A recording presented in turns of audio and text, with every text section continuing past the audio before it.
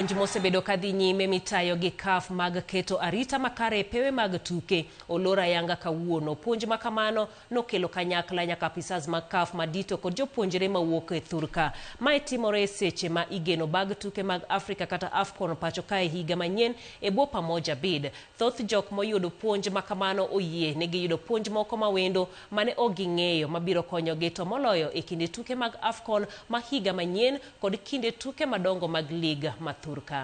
From FKF. Let's carry the spirit and collaboration back to our clubs and venues. Finally, to the host. Venue. We really appreciate our facilitators.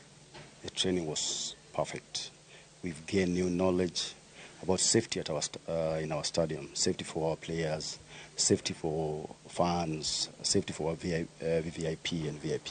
We are also expecting CHAN to come. So we've learned a lot. AFCON to come, yes, AFCON to come.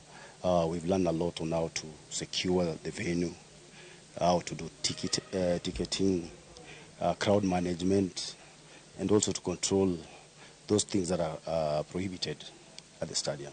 Yeah, I'm privileged to be here. We were 3 ladies in total. This is coming to men's field.